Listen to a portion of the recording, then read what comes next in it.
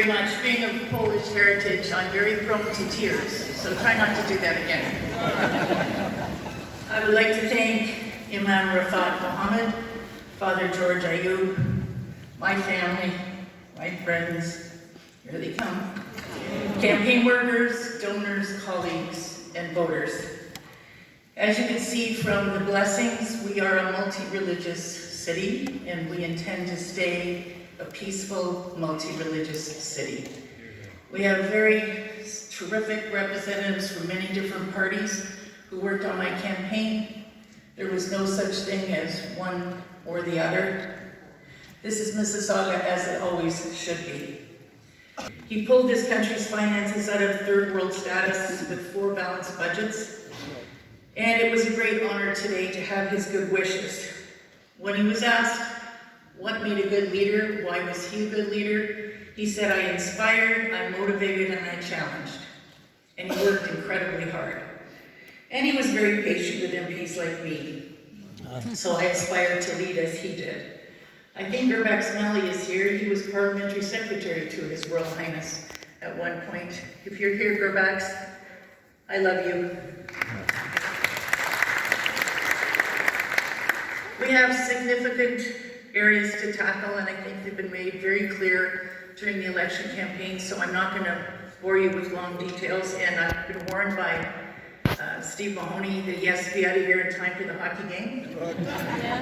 So one is housing. I will be chairing the planning committee, and Councillor Tejo is going to be appointed as my vice chair on Wednesday, if everybody agrees.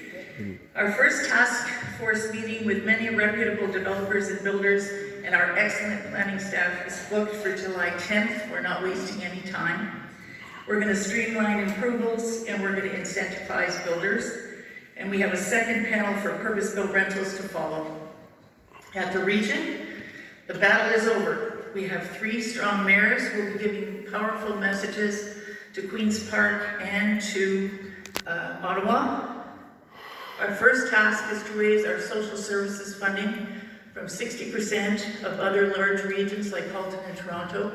It's going to cost $86 million, but we're going to suggest that the province phase it in over 3 years. And that will eventually lower your regional taxes and every tax bill in this room. We are,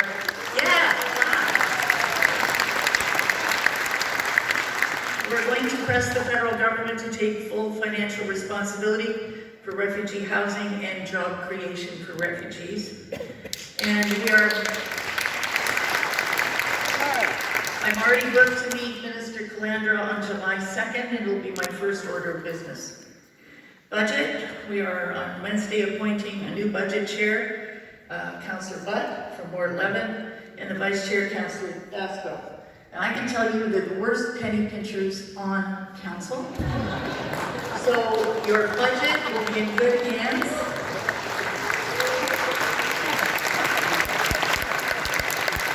Think about it.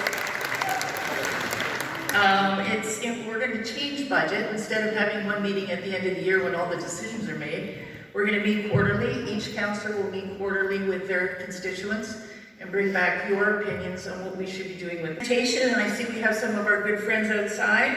We want to produce reliable quality service, no closed doors in rush hour, a planned east-west connection to go with our LRT, and direct consultations with the union.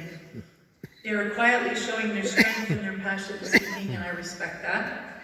We're going to keep our green fleet and grow it and try to get all-day go to Milton. Originally, the feds said, if you get the money out of the province, we'll give you the money. Now, the province put it in this year, and there's crickets coming out of Ottawa, so we'll be working on that.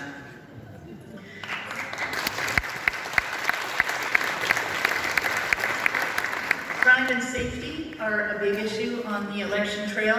I'll be sitting on the Police Services Board. We'll be comparing the number of officers we have in respect to other large cities. We'll be increasing our mental health, family violence trained teams. And we're going to ask the police if they can give us some cost-saving measures. If they want more officers, show us how you can save some money.